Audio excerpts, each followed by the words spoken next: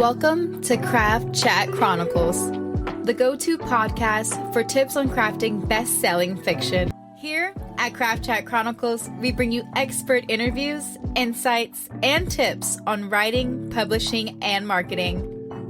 Join the conversation and embark on a new chapter in your writing journey. For workshops, show notes, and more information, visit jdmyall.com. That's jdmyall.com. On today's episode of Craft Chat Chronicles, we are going to go on a writer's journey with good friends and good writers. Enjoy. Hey everybody, welcome to another episode of A Writer's Journey. And today we're going to be talking about the new movie Sinners, which is part of our Southern Gothic 2.0 discussion about vampires. And so the movie, it's in its second week now, I think, out. And it's starring Michael B. Jordan, written and directed by Ryan Coogler, always a great team. It's a great movie. And so that'll be our discussion today. JD, vampires are your love? All right. So Sinners takes place in 1930s Mississippi. To give you an idea of the time period, it's after Rosewood and Tulsa, which were two massacres where a racist white mob killed these two towns. And it was before Emmett Till died for allegedly whistling at a white woman. So it was like a very racially tense time in history. And in this story, Elijah, who's called Smoke, and Elias, who's called Stack, are twin brothers who come home to Mississippi to open a juke joint. What was your initial thoughts after watching the movie? I loved it so much. It's exactly the type of movie that I've been waiting for. Just something original, just like cool things happening in the movie. I'll just call it the juke joint scene with the music. That was one of the best. We could talk about it. One of the best cinema. What do you call it? Cinematography. Whatever it is, one of the best scenes I've ever seen in movies ever. I just love the creativity and the layers of meaning to things, and at the same time, it was funny. I appreciate movies that have all the different layers, and it means something, and you have a good time. Um, so yeah, I was emotionally fulfilled as a moviegoer. It was like a full meal, wasn't it? It was a great movie. Exactly. It's like what you want to spend your money when you go to the movies, and so oftentimes they're lacking, and this one was not. Love that. And like you said about the cinematography, I love the blue skies, gorgeous blue skies over the cotton field. It was beautiful. The sunsets were gorgeous. In the one scene that we're going to talk about in a little bit in the club, when it was like the roof is on fire. You remember that chant, right? It was just beautifully executed and gorgeous. And, so there was a lot to love visually about it. What was your take on the characters? I really liked the diversity, I have to say. I love movies that don't pretend like it's just one group of people who live in the world. Especially we're talking about the Mississippi Delta. And I learned something. I didn't know there was a group of a Chinese community in the Mississippi Delta. So after seeing that, I was like, oh, let me do a little research. And that's another thing I like about any type of cinema, TV shows that makes me do a little research and want to learn a little more, especially it's American history and all that. Smoke and Stack, it's so funny. I know they're both Michael B. Jordan, but he had these subtle things where even outside of the two different hats, I could tell who was who just by their demeanor and everything, which is just brilliant acting. Annie is my favorite. The actress, anytime I see her in anything, I feel like she's the actress that represents me. The person. Anytime I see her in anything, I'm like, yes. And I will not try to pronounce her name because I'm going to butcher it, but love her. And I like what they did. What's Haley Stanfield's character's name? Mary. Is it Mary? Okay, I was gonna say Mary, but I was like, that doesn't seem right.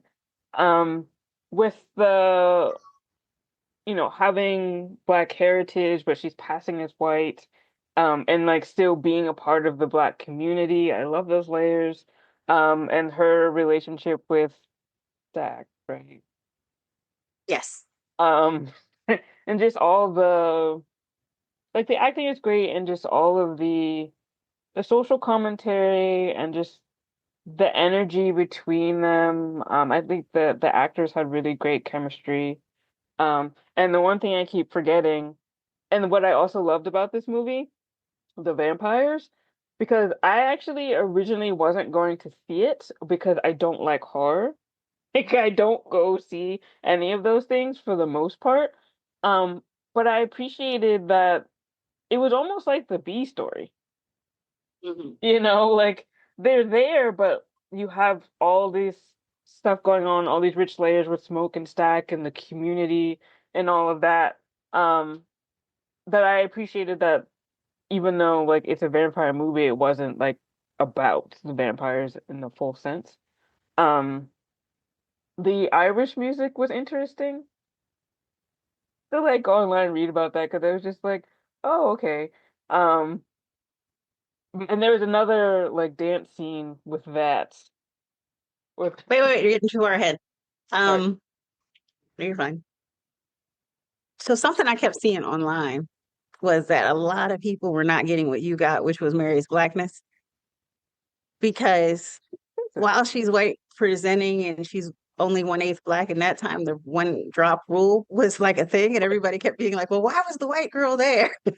Oh my There, it's like in her hometown she was black. She had a black grandparent, so in her hometown, she was viewed as black. That's why she had to leave to marry the white guy and to start her life, and that's why Stack kept being rude to her at first because he's like, it's dangerous for you to be, well, he didn't say it's dangerous, but he later, told her like, favorite. it's not Yeah. safe for you to be here with me or with us. You know what I mean?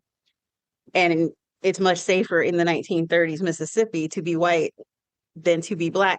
So I guess what he wanted her to do was, you can pass for white, so pass. Which is what Um, people did back then. A lot of people did that. yeah, if they could, a lot of I them, mean, well, right? yeah, you can't pass if you can't pass, but yeah, if they could, that's what they did because their life was different. Oh, the Mary being a part of the community that also speaks to kind of how the Black community is, or what I'm used to. It's just like, oh, your grandma was Black or whatever, like you're part of the community. No matter, like we come in all different shades or whatever, but we know your people, so you can come to the cookout. You know? Mhm. That's how it is. True. When I try to compare Smoke and Annie and Mary and Stack,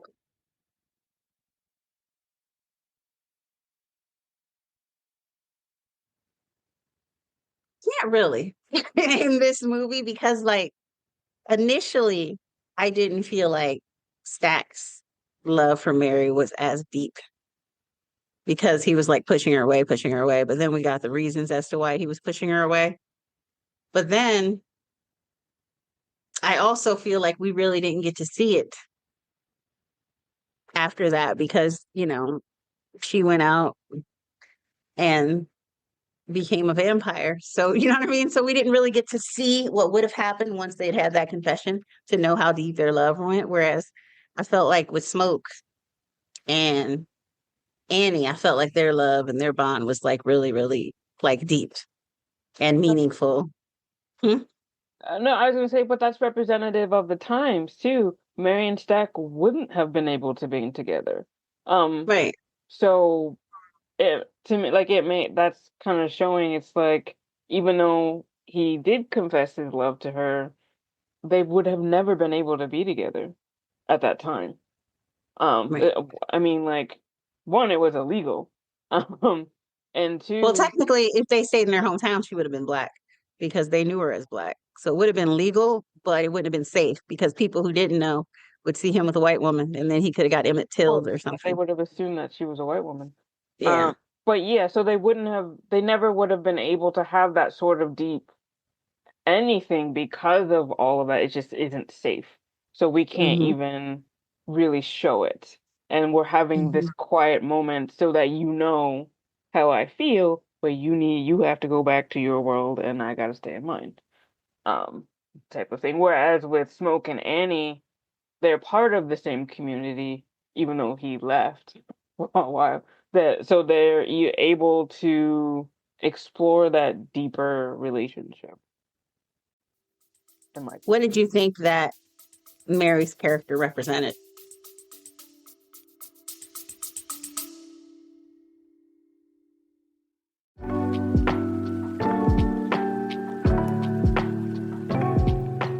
Hi, JD Mile here. Sorry to interrupt. I wanted to thank you for tuning in and to let you know that this episode of Craft Chat Chronicles has been brought to you by Heart's Gambit, my debut novel.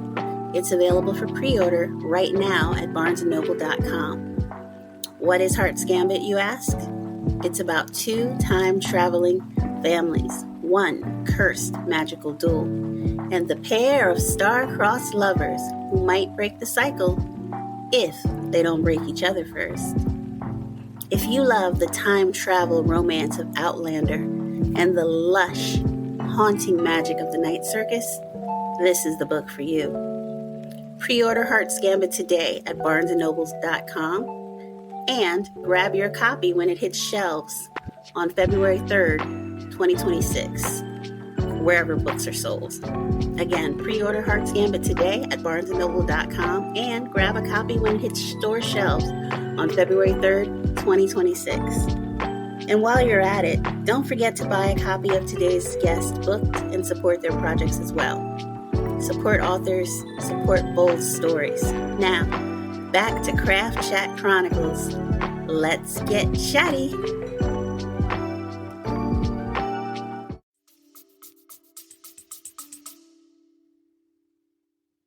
well, that trope initially that trope of the you know that interracial relationship, particularly with the white woman, um, bringing the community or the black man down. That's initially what I saw it of because she's the one that gets turned first and brings all of that into the place, and kills him.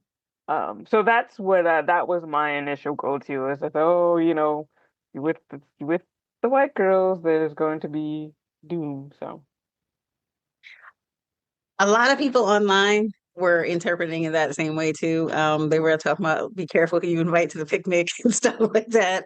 And then some people were like referring to it as like the tragic mulatto trope, and then some people were um, comparing her to like the white savior trope because it's like, oh, you guys have the money problem, I can fix it. You know what I mean? So what if Smoke said don't go out there and invite them people in, because you know what I mean.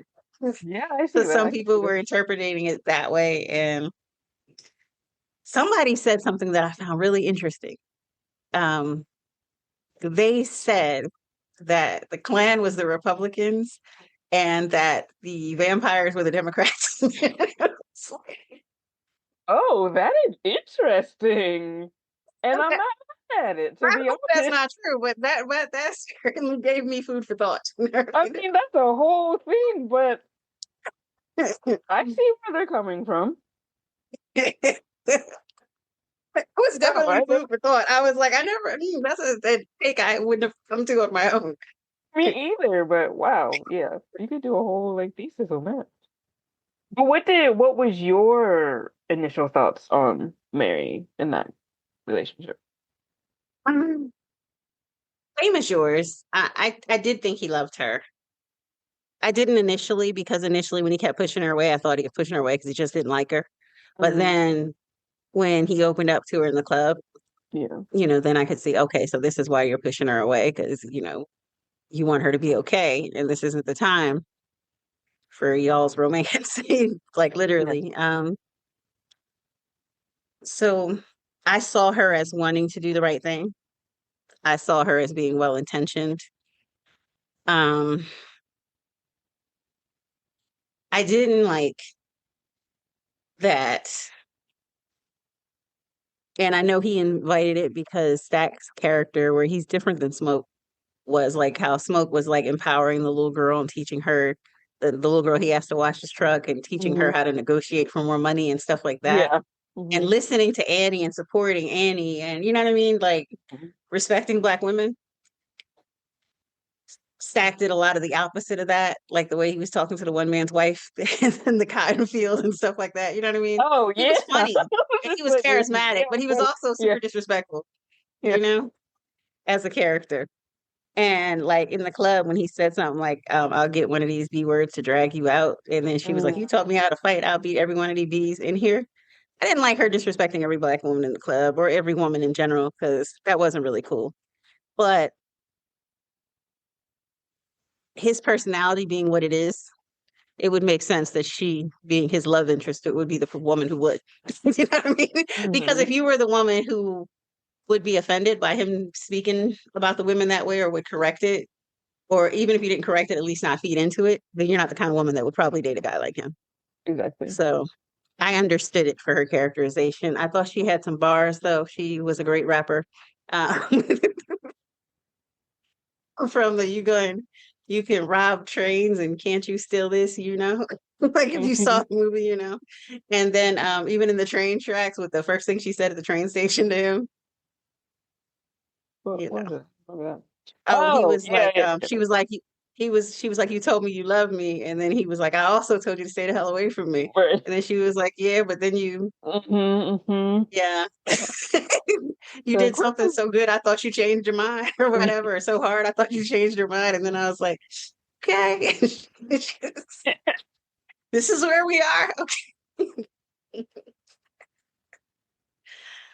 I was getting one. Tupac, how do you want it vibes in the train station. What goes to that intermixing of past, present, and future with the music. Hmm. But there's one character we should also talk about, Preacher Boy, because Loved like him. he's kind of the thread of Hmm. everything.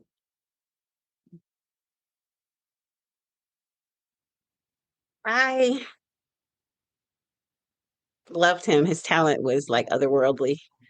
I found a lot of I found it interesting the church, how his dad basically was trying to make him choose. Like he literally took his guitar and had it hidden in the church or whatever. Mhm. And then at the end of the movie, his dad's like, "Give me the guitar," and the guitar literally is what saved his life. You know what I Mhm. mean? So he wasn't trying to let it go. And again, his talent was otherworldly. That was like a gift from God type of voice. Super, super talented. So it almost seemed sinful to try to deny him a gift given to him by something other, you know what I mean? It's something other Yeah. than yourself. So I don't know. Like I said, Sammy did really good. It was his first movie, and I wouldn't have known that having watched it because he performed fabulously. Learned how to play guitar for the movie. Oh, I didn't know that. Yeah, they said he learned how in like 3 months, and they said like one day on the set his hand cramped because they literally had him practicing like 5 hours to sound like he'd been playing for a long time. Uh-huh. So Wow, that's amazing. I love that. Um, yeah, just I how he loved him in Perlene. That was cute. is Pearly. I Oh, feel too bad bad. for her husband though. Yeah. I was wondering who is her husband. Like, what? He's not here. So don't matter. He wasn't preacher boy that night, was he? And they're pushing buttons and whatnot. Hmm. All that he learned about earlier that day. Yes. So funny because when they were in the car and Zach was telling him about the button, the first time I saw it, I kind of missed that conversation. I was like, I don't know, maybe I was like thinking or something at the same time. But when I saw it the second time, I was like, oh. But at the same time, yes, tell him the right things to do. Jonathan and every man in America watching this movie. Like, Exactly. So thank you, Ryan Coogler, for that. I feel like Um, but yeah, and I love how in the end with the extra scenes, um, how it continues with his character to I my understanding is that at the very, very end, that's him, like he has passed on his natural life and he's in the church, um, since he turned them down. read it that way. Oh, you didn't? What did you? That was the one scene in the movie I didn't understand because Oh. I was like, why is he young again? Like, Yeah, that's why I thought I like like the song. He's playing the guitar. I was like, maybe this was just an outtake they couldn't find room for, so they just tacked it on there. you never know, But they do maybe that. that one just flew over my head, and I just missed that one Oh, because I was like, oh, I interpreted like at first I was like I thought the same thing as you. Oh, this is weird. Why is he young again? But then I'm like, oh, he probably died, and like this is the mhm. representation of that. But that makes more sense than what I was thinking. The mid-credit scene was great. I liked that. I liked, to me, that was like the heart of the movie, that scene. And it humanized Stack's character a lot. Mhm. And, some people who were expecting a straight horror movie didn't like it as much because they felt like it took some of the teeth out of the vampire at the end, where he was saying, like, that was the best night of my life before the sun went down. Last time I saw the sun, last time I got to meet my brother, and all that good stuff. But to me, it humanized him. My prediction for the sequel, if they do it, is the vampire hunters and Stack.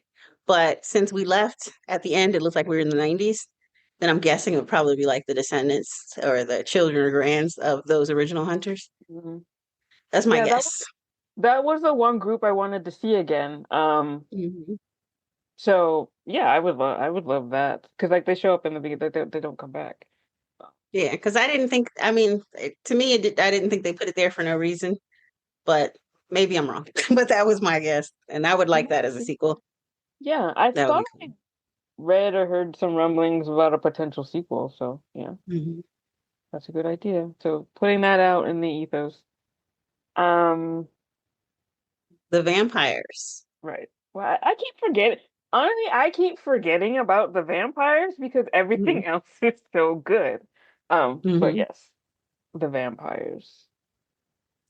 I Um, liked that Remnick was Irish.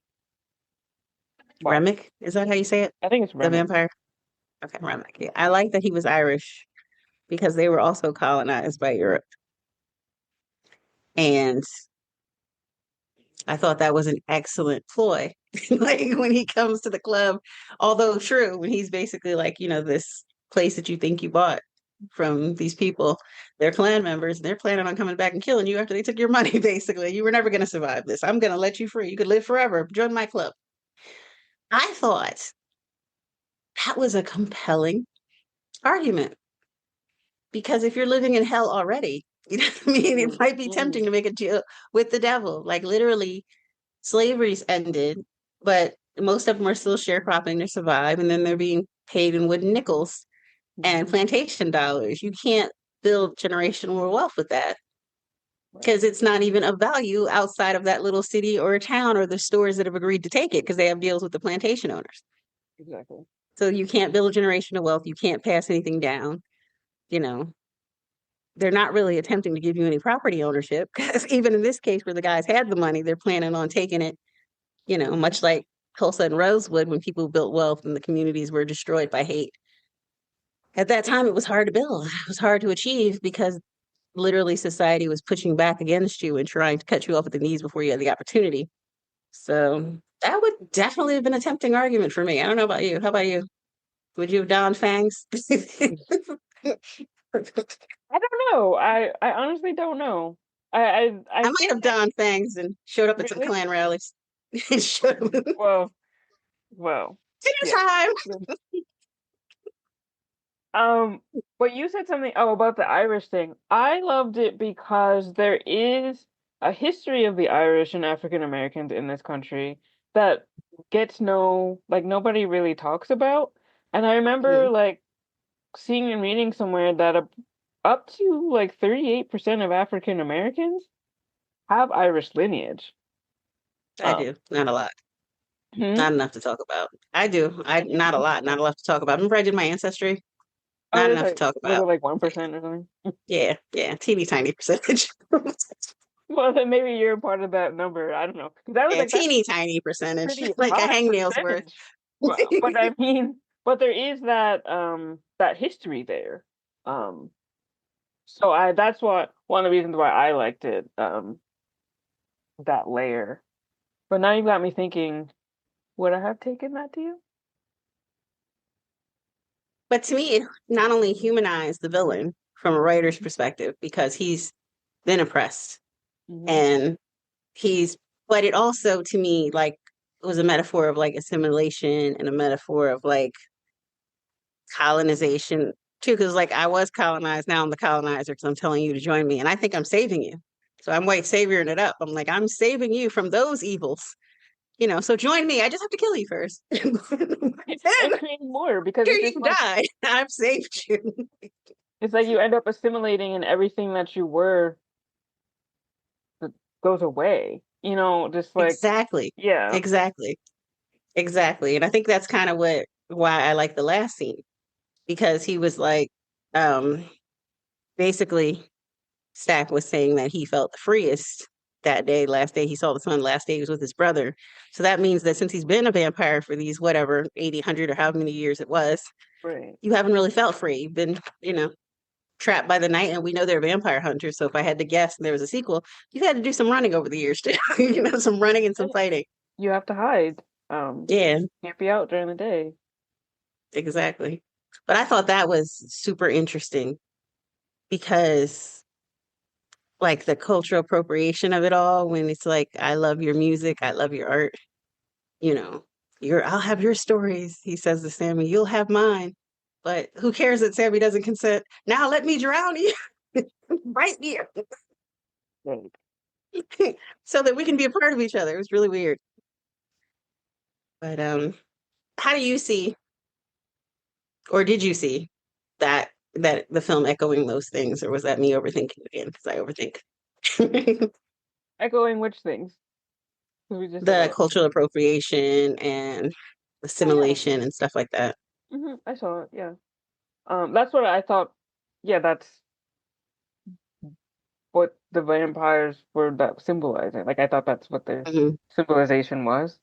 Um. So True. yeah, I saw that. Yeah. But like I said, I thought it was an interesting choice to use Irish specifically because they've been colonized too. It's the perfect choice. Hmm. That's it. Like they've been colonized too, so like he understands that part, and then also like Hmm. I was saying that history that our cultures have in this country. So I was just like, yeah, Hmm. that's like the perfect choice, really. True. And I loved that in the very first scene when he's running and he's on fire, which fire daytime, maybe because I read horror, in my mind, I'm thinking vampire, hello.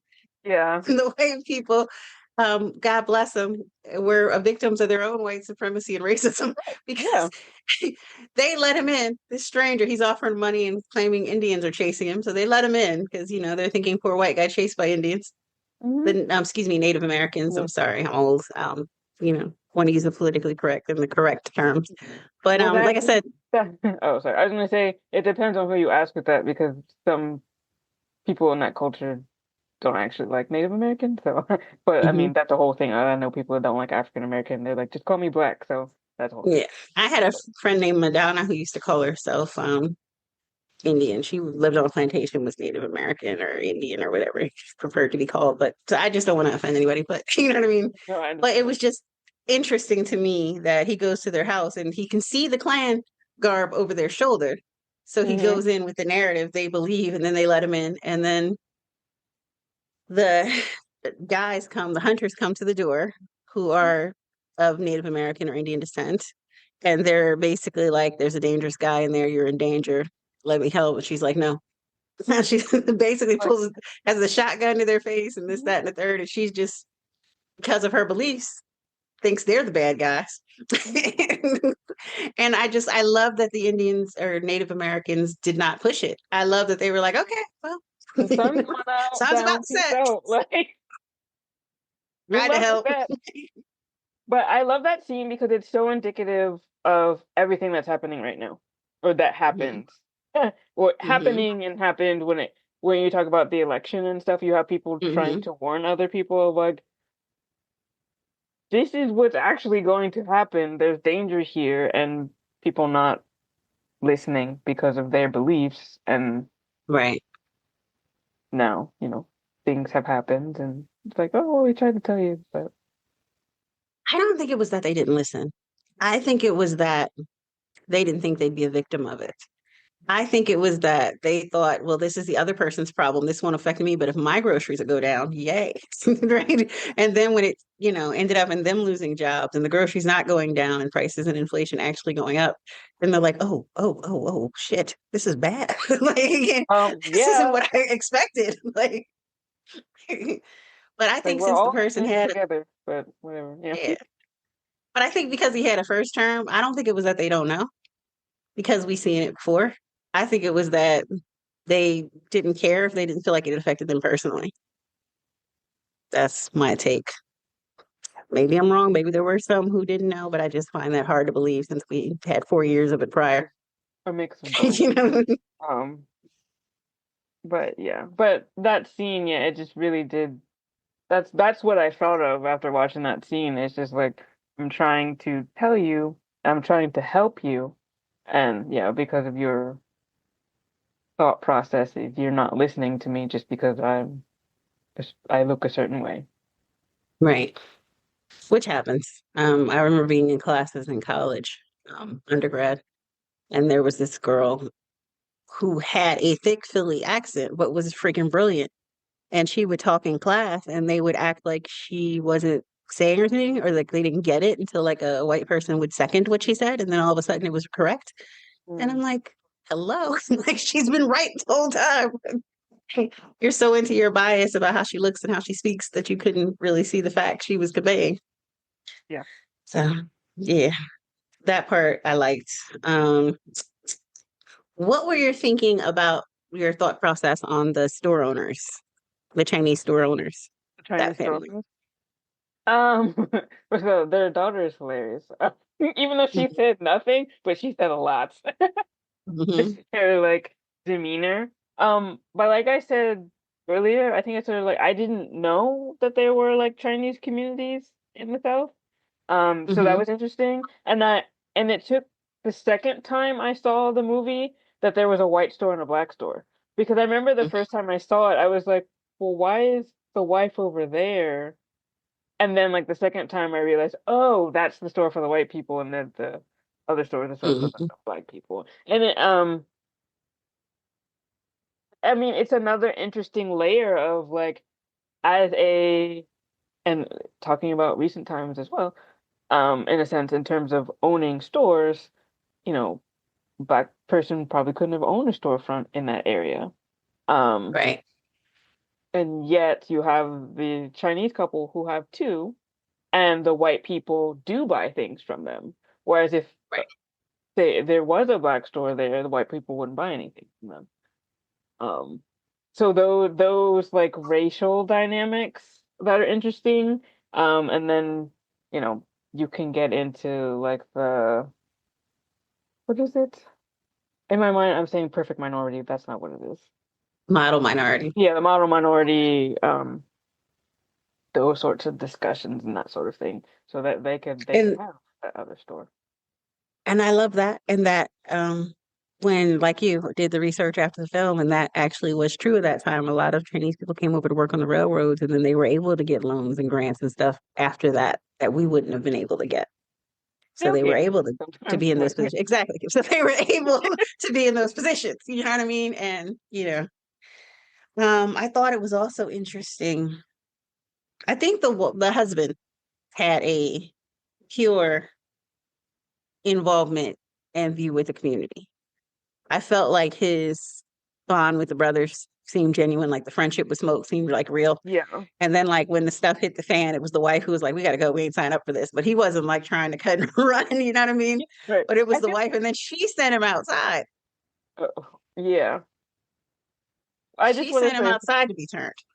I think, um, he might were they in the service together? I don't know if I made that up or not. I don't That's remember. why I they. saw the movie twice, as you know, but I don't remember that. I thought maybe that's why they had such a strong bond too, because maybe they were in the service together, but I don't know. I could have just made that up in my head. Yeah, I always wondered that too. Why did she send him outside?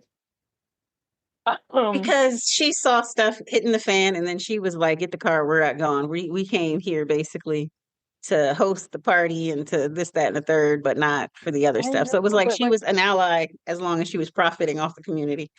And then as soon as she couldn't, when the stuff hit the fan, she was like, "It's time to cut and run."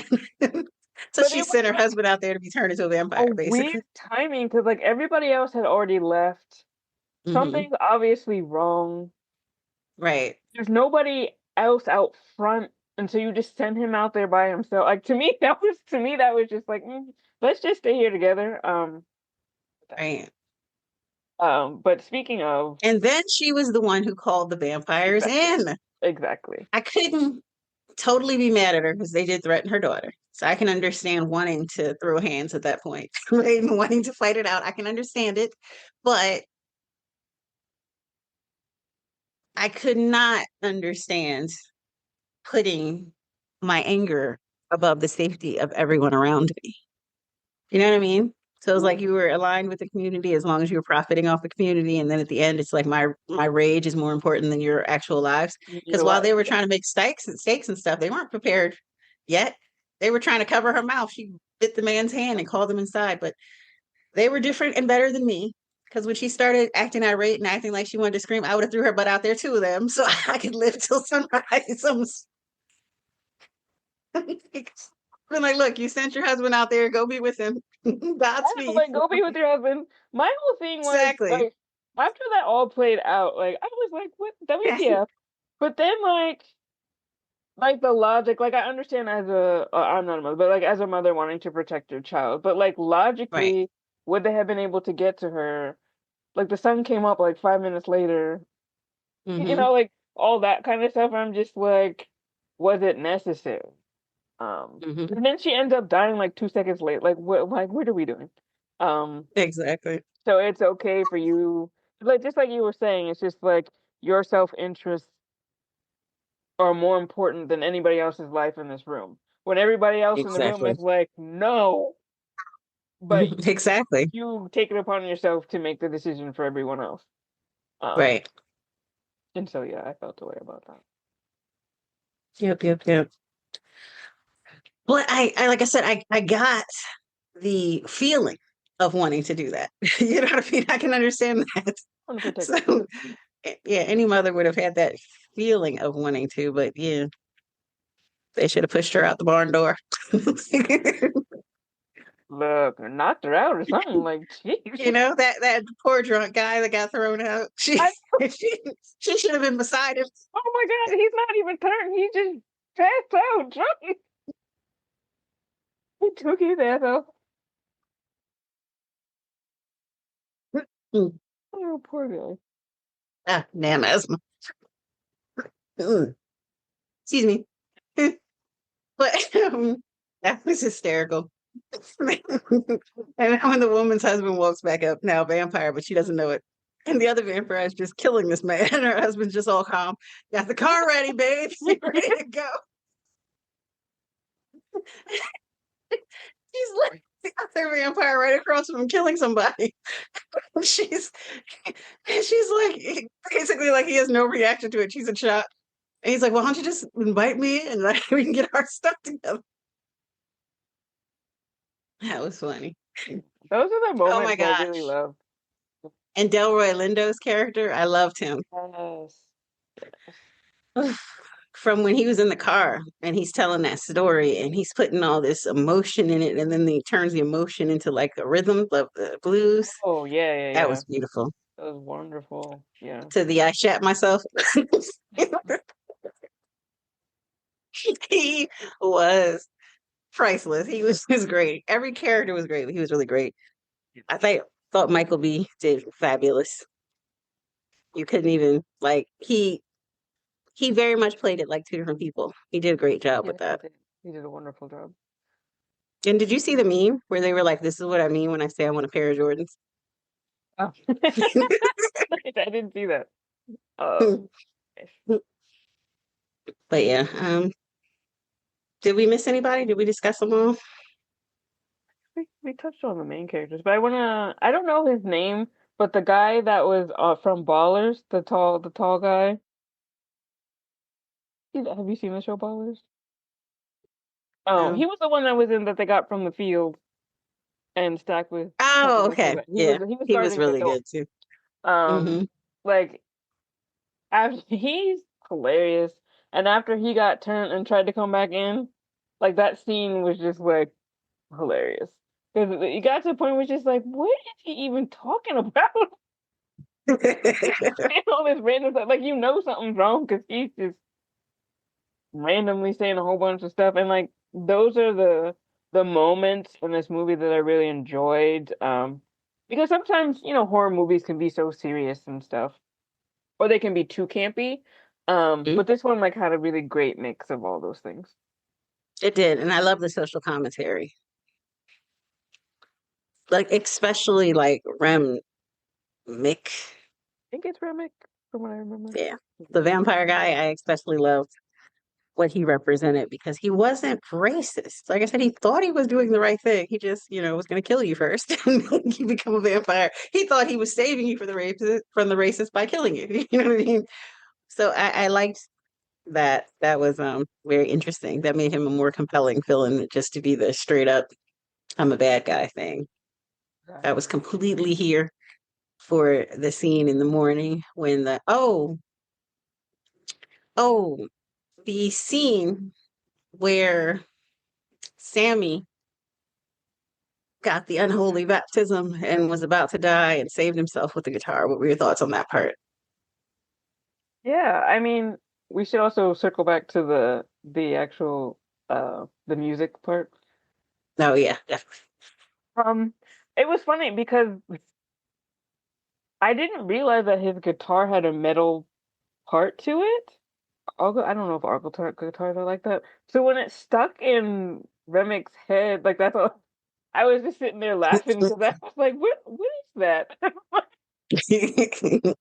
And he's just standing there talking. But it's funny that the thing that the father was saying, we'll bring the devil and that kind of stuff is what saved his life. Um, Hmm. His music, his art. yeah. It's like at the same time it brought the devil, but then you could try and kill the devil with it too. I, I didn't understand though, because after he hit him with it, there was like smoke or something coming out of his head. And I was like, was Yeah, there? because I think it was supposed to be silver. You know, vampire lore and silver, Oh, that one how it I hurts didn't them. know. Okay, Yeah, didn't know that. Because I was like, why is there? Because I was like, is there holy water somewhere? The silver. Okay. yeah. Well, But he, when the guy called him, tried to drown him. That's what made the unholy baptism reference for anybody who didn't see the movie.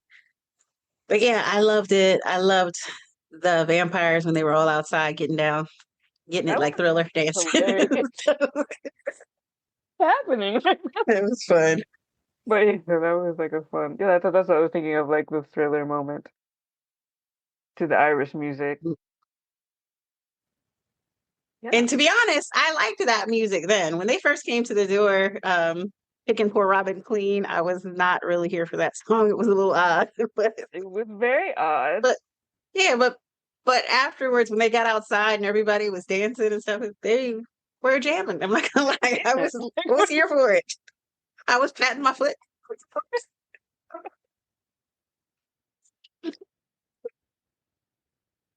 It was cool. Yep, yep, yep. So, just in terms of movies in general, I hope. Oh, that's another thing that did you wanted to talk about the scandal, or is it really a Hmm. scandal? But the Variety article that came out first weekend, uh, Hmm. that was the headline was basically made it seem like, okay, like Sinners is doing well, but it's going to take a long time for them to make the money back for the movie. So it was kind of downing the movie when it was actually having Yes. a great weekend. Um, Right. And I loved that celebrities actually push back on that. Like, I think Ben Stiller was the main one. Patrick Schwarzenegger said something. It's just like this is like when we talk about allies, this is what you do. Because Right. obviously, um, there was hypocrisy in that headline in that article and someone posted, um, similar budget movie, was it Once Upon a Time in Hollywood? Tarantino movie. Um, had a similar budget, same type of deal, made less money in its opening weekend, but got this praise from the very same publication. And so Right. people put those two things together, and it's just like, okay, well, the movie with the white cast, oh, so great weekend or whatever, but then the movie with the black cast that made a little more money, oh, well, it's going to take them so long to get the money back, blah, blah, blah. And mind you, that was like 45 or 46 million opening weekend. And that was before the box office had closed on Sunday when they were played. And that was, mind you, just in the US when they Right. made that comment. But basically, it was like, yeah, I had a good weekend, but who knows, like you said, how long it's going to take them to pay it back or something to that effect. Whereas with the other film, it was like, oh, they're off to a great start, da da da da. Because opening weekend, really, Sunday not even closed out. And that was just domestically. It's still going to be playing everywhere else too. You Right. know what I mean? And it's in less And theaters than a lot of exactly. um, And they said it was like the highest grossing non-IP movie since before COVID, since 2019. So mhm. far in opening, well, the highest grossing opening weekend Mhm. since 2019. So, and then this week, the following weekend, basically, usually movies have a drop after opening weekend, and they said it had a much smaller drop than Yeah, it was a normal much movies smaller typically drop. do.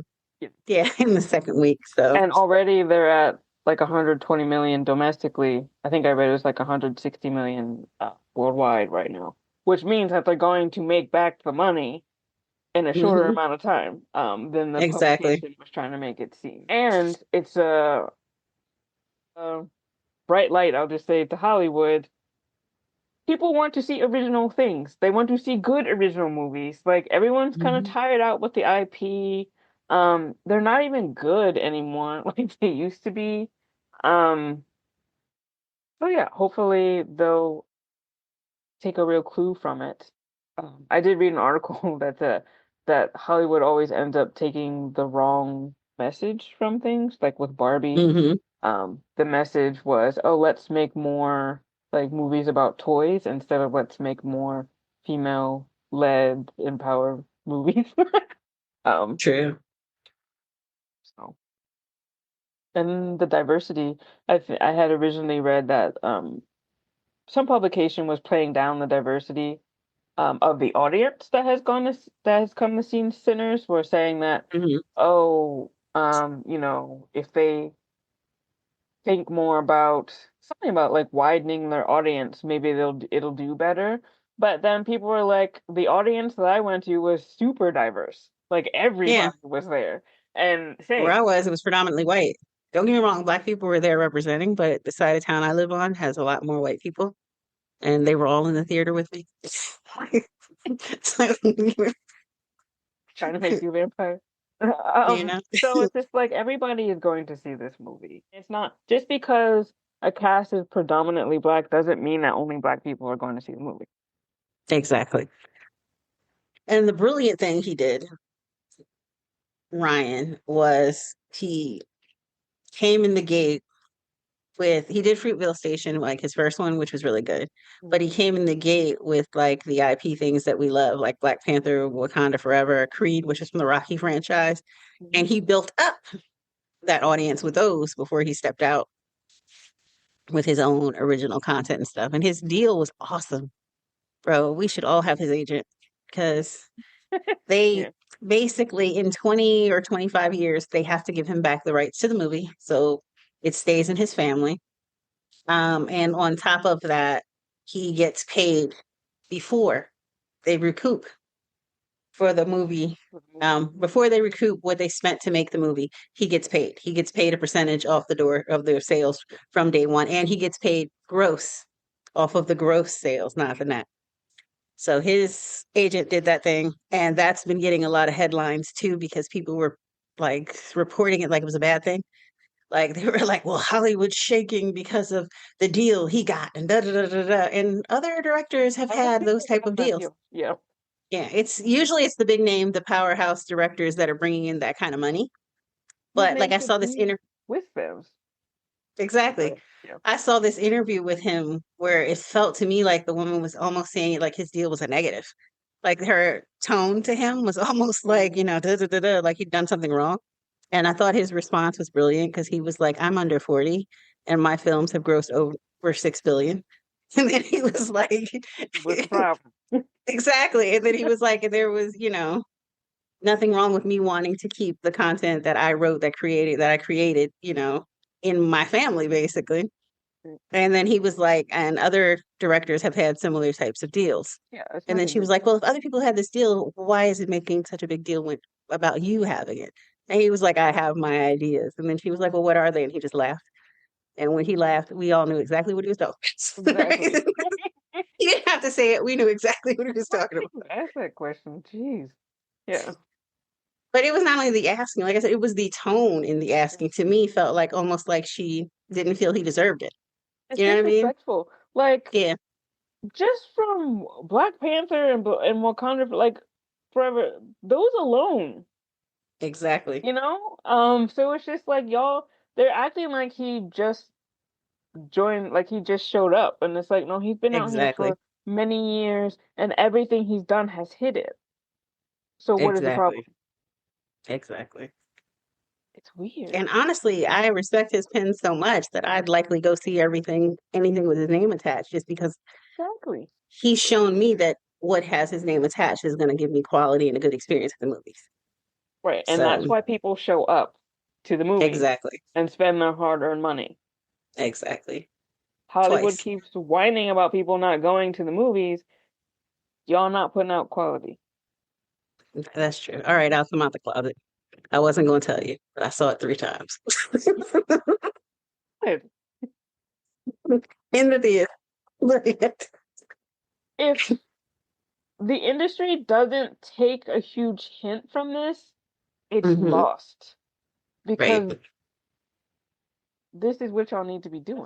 This is what people want to see. True. The other controversy that I read about in connection with this film was that a lot or I won't say a lot because I don't know that it's a lot, but some Latino and Latina creators um, people were on the internet upset because while there was diversity and representation, they didn't see themselves repped in this.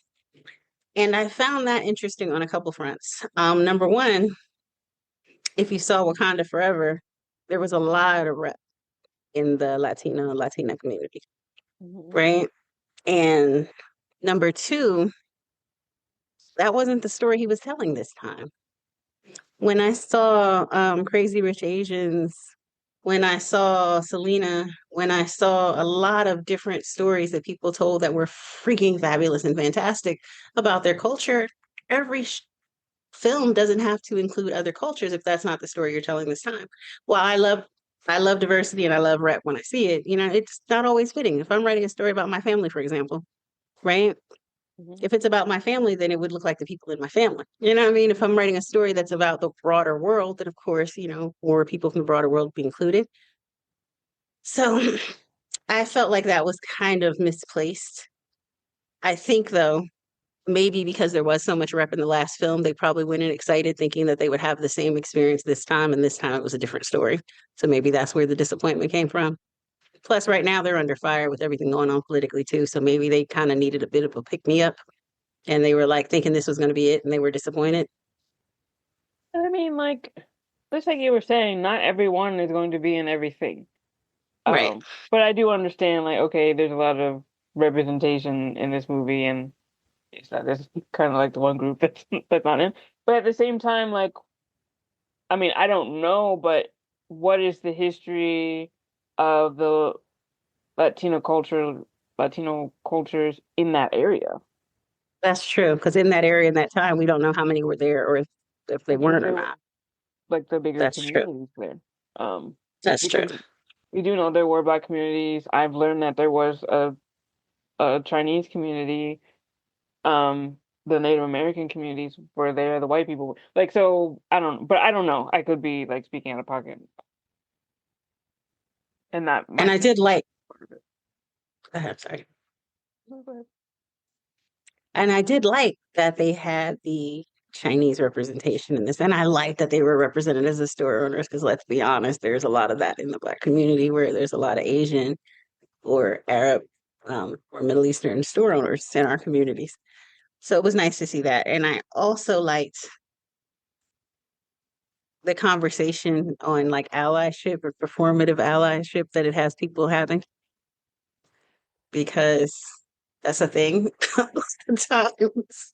So, I mean, This is what I love about film and what I love about being a storyteller, because it's exactly why I wanted to be a writer. You can reflect all of this in their stories. And then, exactly. when it's done well, people do have these conversations. You have them in community. I've seen clips on TikTok of people in Asian communities talking about um her letting in the vampires and what that represents and all those kind of things. So you start thinking about your own allyship as a person, allyship as a community, and like to me, that's what storytelling is about for me. That's why I got into it.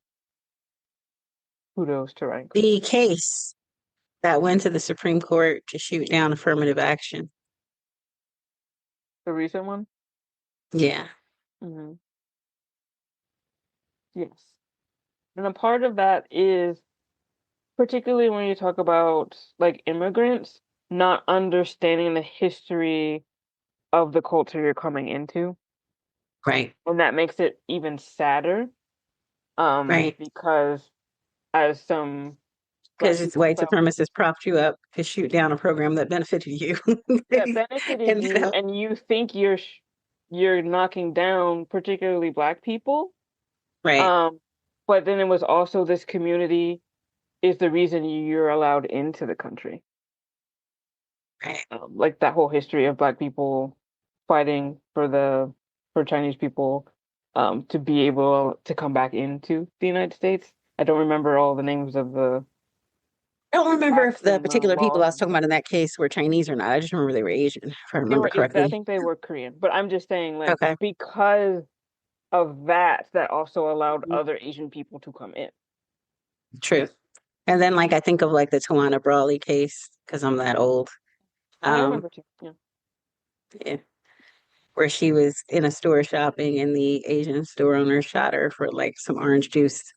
And so then it was like all this chaos in the newspapers and stuff. So I think, Some of that, and like I've read about this, in that area, as the communities were trying to rebuild and build unity between each other, a lot of the Korean immigrant community didn't know the history of the oppression of Black people in the US. mhm, And then learning that history, they started to understand why certain things were happening. And it wasn't just, true, I don't like you, and so I'm doing this thing to you. It's this whole system of things. So that's why I was saying about like we all need to we need to learn about each true. other, understand what's really And going I on. wasn't bringing up those other situations to like disparage anybody of the Asian background or any Korean, Chinese, anybody. I was bringing it up really to say that there's like a thick, complicated, layered history between cultures. Um, that if you read newspapers and history books, you can track. And so I think for those reasons, and because the story he wrote and where it was at, these were the people in those locations. I think those are the reasons that maybe why he was speaking to this in this film. You know what I mean? Yeah, that's what the focus was. Yeah.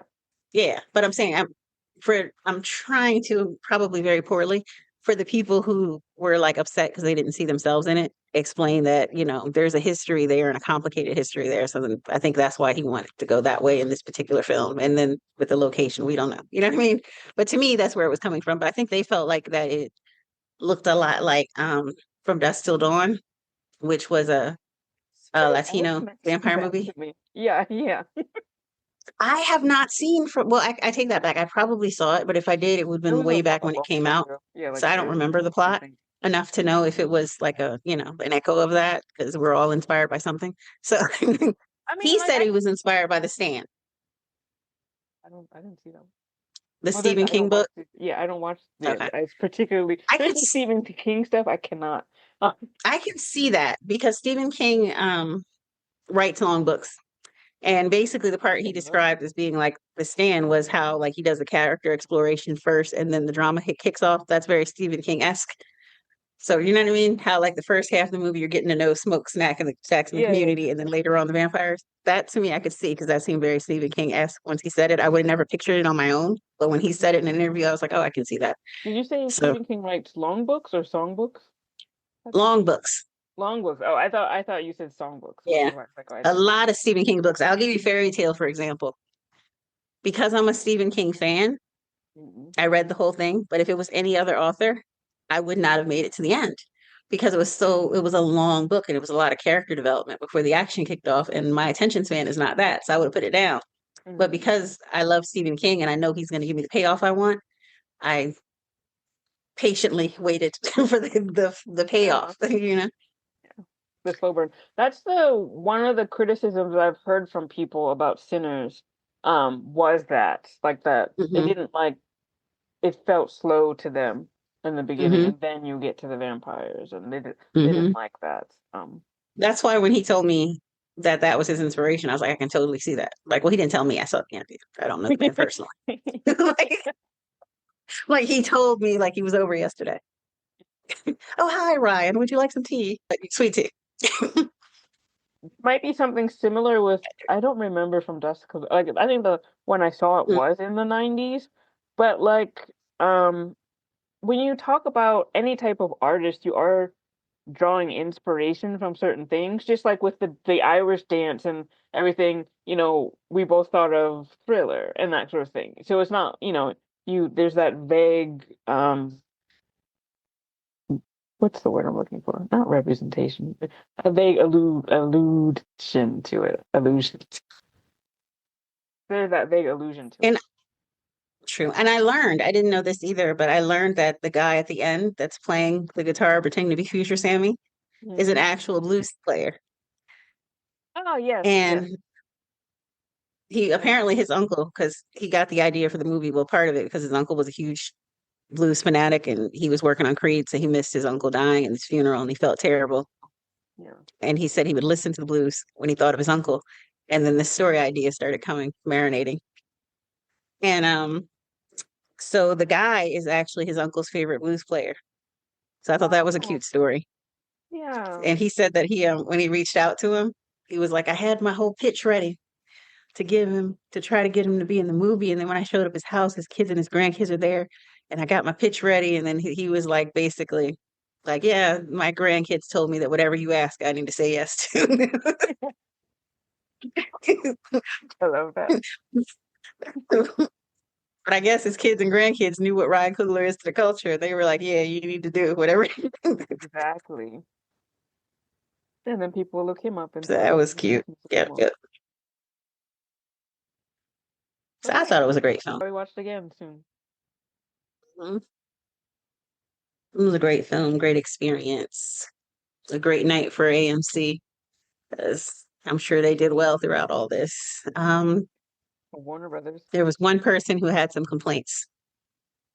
What do you mean? She loved the movie, but she works at the theaters, my daughter. And she was like, I'm Uh, tired of cleaning up after these crowds.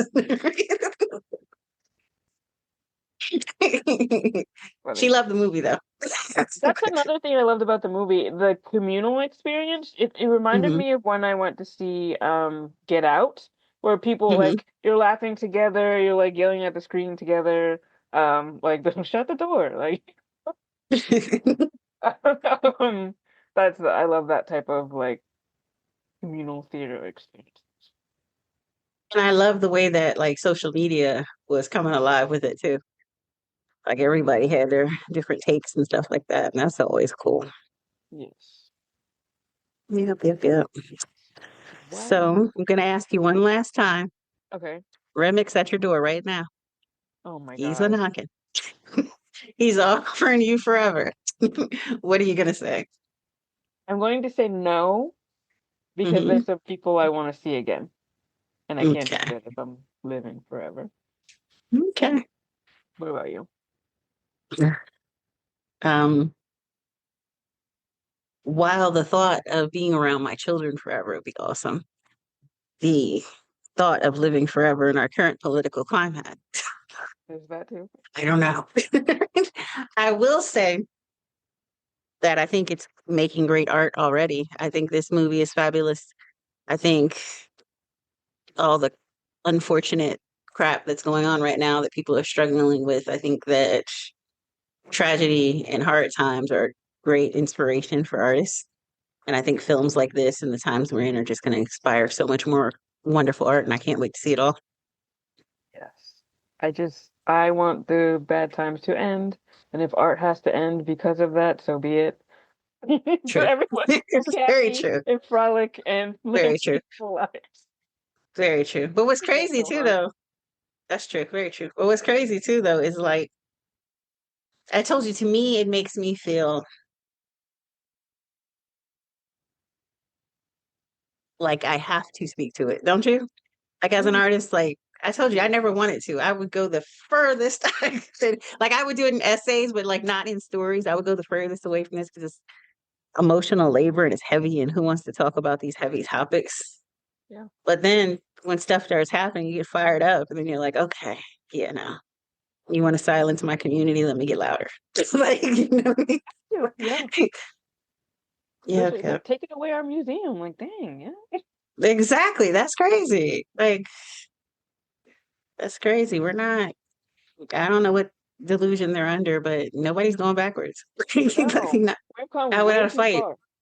And I Exactly. was excited. Like I hadn't even gotten down to see African American Museum yet, and I was excited that they were going to do a Latinx museum, like an Asian American museum. Like these are history that I want to know and like I want to see. And like, why are we hiding this? This is our country.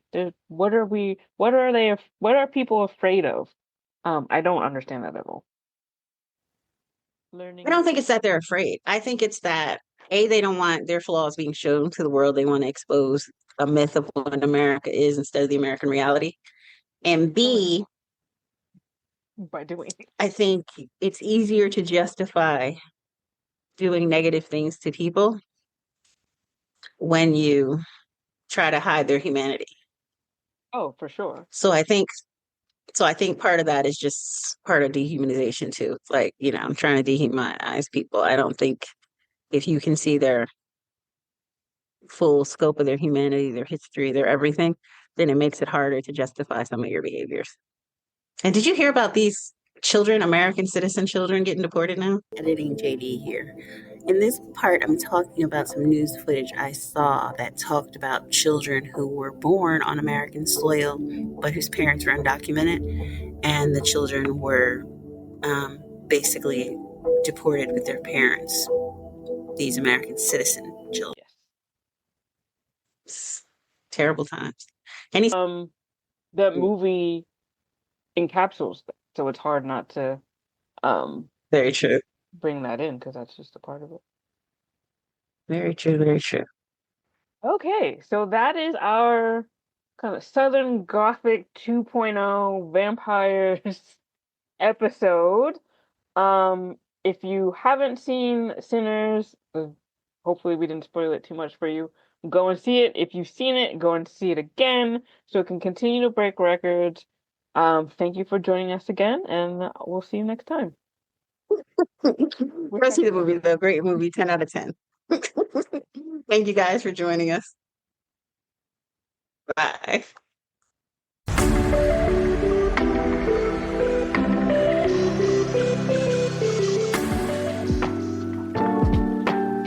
That wraps up today's Craft Chat Chronicles with JD Mayor. Thanks for joining us. If you liked the episode, please comment, subscribe, and share. For show notes, writing workshops, and tips, head to jdmayor.com. That's jdmayor.com. While you're there, Join JD's mailing list for updates, giveaways, and more. Are you struggling to keep your writing organized? Trust me, I've been there. I want to introduce you to Scrivener, the ultimate program for all writers. You can outline, draft, and even edit all in one place. Whether it's your next novel, screenplay, or even thesis, Scrivener helps you stay focused and finish strong. Scrivener adapts to your workflow. From your first draft to the final edit, it's a writer's secret weapon. Click on the link below and get started on your Scrivener writing journey today.